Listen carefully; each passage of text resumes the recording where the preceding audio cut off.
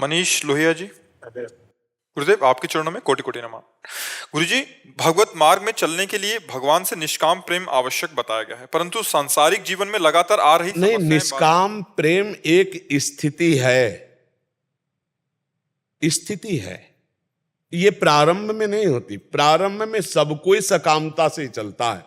जब भजन करते करते ज्ञान हो जाता है तब वो निष्काम होता है। जैसे छोटा बच्चा है तो हर छोटा बच्चा खिलौनों से प्रेम करेगा, पर वही जब बड़ा हो जाएगा तो उन खिलौनों की तरफ देखकर हंसेगा कि मैं इस प्लास्टिक की कार से खेलता था और इनके लिए झगड़ा करता था। समझ रहे हो ना? तो अभी हम लोग अज्ञानी छोटे बच्चे की तरह हैं, यदि माया के खिलौनों में खेल रहे हैं। समझ रहे हो? यही जब ज्ञान प्रकाशित होगा तब हम निष्काम हो जाएंगे। तो उस ज्ञान के प्रकाशित होने का साधन है सत्संग। बिनु सत्संग विवेक न होई, राम कृपा बिनु सुलभ न सोई। होए विवेक मोह भ्रम भागा, तब सब विषय विलास विराग। हो गया निष्काम। विवेक आया, सब विषयों से वैराग। तो निष्कामता शुरू से थोड़ी हो जाएगी। निष्कामता सत्संग से होगी, भजन से होगी, साधना से होगी। हम जब तक निष्काम नहीं होते तब तक एक नियम ले लें कि हमारी गृहस्थी में या हमारे जीवन में जो समस्या है उसका समाधान केवल भगवान से लेंगे। हमें चाहिए, धन चाहिए, क्योंकि आपने मुझे गृहस्थी में रखा है तो आवश्यकता है। मैं मांगू तो किससे मांगू? हे लक्ष्मीपति, आपसे मांगूंगा। मेरी समस्या है, समाधान चाहूं तो हे संकट मोचन, आपसे चाहूंगा, दूसरे से नहीं चाहूंगा। भाई ये बात ले ले तो वो अनन्य भक्त कहलाएगा, अनन्य भक्त हो जाएगा, वो निष्काम हो जाएगा। ये हमारी बात समझ। और भगवान अनन्यता की बात बहुत जोर की सुनते हैं।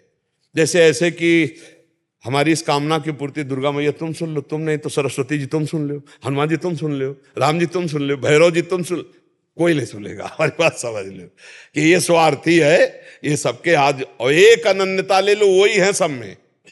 हे हनुमान, बस सब कुछ आप। हे राम, हे कृष्ण, हे हरि, किसी भी एक भगवान के नाम रूप को पकड़कर प्रार्थना कर लो। और उन्हीं के जैसे गोस्वामी तुलसीदास जी कहे, बने तो रघुवर ते बने, बिगड़े तो भरपूर, तुलसी और अंते बने, ता बनिबे पे धूर। ऐसी निष्ठा ले ली जाए और एक मन वचन कर्म से हरि की आराधना की जाए तो कामना भी पूर्ति हो जाएगी और भगवान भी मिल जाएंगे। पक्की बात समझ लेना। हाँ, कामना भी पूर्ति हो जाएगी, भगवान भी मिल जाएंगे। हमारी बात पर विश्वास कर लेना। कामनाएं तो हमारे पास अज्ञान के कारण हैं। जिस दिन ज्ञान होगा अपने आप ही छूट जाएगी। जैसे बच्चा से खिलौना जब बड़ा हुआ ना तो अपने आप छूट गए ना, ऐसे ही कामनाएं अपने आप छूट जाएंगी जब आपके अंदर ज्ञान का प्रकाश होगा।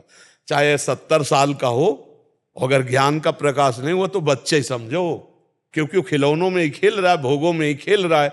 और 18 वर्ष का है या 16 वर्ष का है और उसको ब्रह्म बोध है तो ज्ञान वृद्ध है। जैसे श्री सुखदेव जी 16 वर्ष के आए तो हजार वर्ष के ऋषि सब खड़े हो गए हाथ जोड़ के 16 वर्ष के सुखदेव मुनि के लिए। क्यों? क्योंकि ज्ञान वृद्ध है, इनको ज्ञान हो चुका है, ये जगे हुए महापुरुष है। तो नाम जप करो, यही निष्काम कर देगा, यही भगवान की प्राप्ति करा देगा। और जो मांगना है सिर्फ भगवान से मांगो। गीता में भगवान ने कहा है कि मेरे 4 प्रकार के भक्त हैं।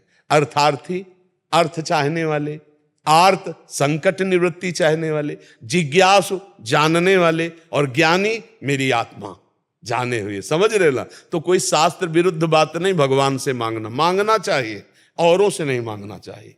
अगर मांगे तो भगवान से मांगे तो वो मांग भी पूरी हो जाएगी और मांगने का स्वभाव भी खत्म हो जाएगा। क्योंकि भगवान उसे ज्ञान भी देते हैं, वस्तु के साथ राग रहित होने का ज्ञान भी देते। जब भगवान किसी को धन देते हैं तो उस धन का अभिमान ना होने पावे, उस धन में फंसने ना पावे। ऐसा जैसे संखिया जहर है, आप खा लो तो मर जाओगे, पर वैद्य शोध के दे दे तो बड़े बड़े रोगों का निवारण करने वाला बन जाए। तो भगवान जब धन देते हैं तो उसमें अभिमान नहीं होता, क्योंकि लगता है भगवान की कृपा प्रसाद से मिला है, और वो बहुत सतोगुणी हो जाता है, वो ज्ञानी होने लगता है जो भगवान से मांगा। हाँ, इसलिए हमें लगता है कि अगर मांगे तो भगवान से ही मांगे और किसी से ना, अगर ना दें तो बुरा ना माने, क्योंकि वो कुछ जान रहे हैं उसमें अमंगल होने वाला, इसलिए नहीं दे रहे। जिससे हमारा मंगल होगा वही भगवान का है, पक्का विश्वास रख लीजिए। और धन तो अगर सही बात में देखा जाए तो अमंगल रूप ही है। ये अर्थ केवल कहने भर का अर्थ है पूरा अनर्थ। एक जगह महात्मा जी जा रहे थे तो 4-5 शिष्य थे, तो आगे देखा तो 4 थैलियों में असरफियां सोने की उस समय चलती थी। तो उनका, अरे गुरुजी असरफियां, अरे बोले डाइन है, खा जाएगी, छूना मत, ये माया है, नष्ट हो जाओगे। बोले गुरुजी सोने की असरफियों आपका डाइन है, खा जाएगी। बोले अर्थ नाम भर इसका है, घोर अनर्थ है, छूना मत चल। बोले गुरुजी हमें सब बात पर विश्वास है लेकिन आपकी इस बात पर विश्वास नहीं। बोले हम कह रहे सर्वनाश करने वाली। बोले देखो हम तुम्हें दिखाएंगे तब तुम मानोगे, चलो झाड़ियों में छुप जाओ। छुप गए। थोड़ी देर में देखा कि 4 राज कर्मचारी राइफल लिए हुए घोड़े पर सवार उधर से निकले। अरे उन्होंने देखा है तो थैलियों में असरफी, चारों कूद पड़े। बोले यार आज तो बड़े भाग्य, एक बड़ा पीपल का पेड़ था, छाया में बैठे। बोले इसके 4 हिस्से कर लिए जाएं। बोले देखो 4 हिस्से तो किए जाएंगे, पहले 2-2 असरफियां इससे निकालो, 8 असरफी। जाओ बढ़िया पेय पदार्थ, खाना भोजन के सामग्री के सब पदार्थ लाओ, चारों लोग जो है डट के खाया जाए, फिर इसको बांट लिया जाएगा। बोले ये बात तो। बोले 2 लोग बाजार जाओ। तो 2 लोग बाजार गए। जो बाजार गए तो उन्होंने कहा हम दोनों बैठ के भोजन यहीं पा लेते हैं और उन दोनों के लिए जहर मिला के ले चलते हैं। बोले ये बढ़िया रहेगा। बोले 2 भाग में बांट लेंगे, 4 भाग में काहे को बांटेंगे। बोले ठीक। उन दोनों ने कहा सुनो, वो दोनों भोजन लेने गए, जो ही नजदीक लेके आवे तो गोली से उड़ा देंगे, दोनों बांट लेंगे। बोले बढ़िया है। वो दोनों खा के जो ही नजदीक पहुंचे उन्होंने गोली मार दी। बोले अब यार पहले भोजन कर लेते हैं और फिर बांट लेंगे।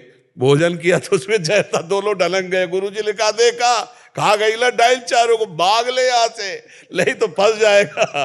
तो यद्यपि अर्थ का नाम अर्थ है पर वो है अनर्थकारी, और भगवान उसे शोध के दे दे तो वही संत सेवा, गौ सेवा, धर्म के कार्यों में लगती, समाज सेवा के कार्यों में लगती, और नहीं तो इससे बड़े पाप होते हैं।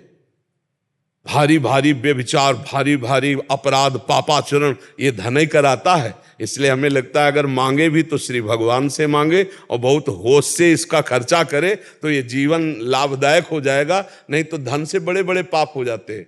धन है तो वो बड़े अनर्थ करा देगा। तो इसीलिए अगर धन की चाह भी रखे तो भगवान से रखे। जैसे धन है चक्रवर्ती सम्राट अम्बरीश जी के पास, देखो कितने महाभागवत, पूरे नगर में कीर्तन, कथा, वार्ता, भगवत चर्चा और सबको सब सुविधाएं दिए हुए हैं। तो धन की सार्थकता है सो धन धन्य प्रथम गति जाकी। संत सेवा में, गुरुजनों की सेवा में, भगवान की सेवा में, गरीबों की सेवा में, समाज सेवा में, राष्ट्र सेवा में आवे, सो सुख वासना की पूर्ति के लिए नहीं। तो ये ज्ञान भगवान देते हैं। इसलिए भगवान से अर्थ मांगे, खूब मेहनत करे और धर्म पूर्वक जिए और नाम जप करे तो इसी जन्म में भगवान की प्राप्ति हो जाए।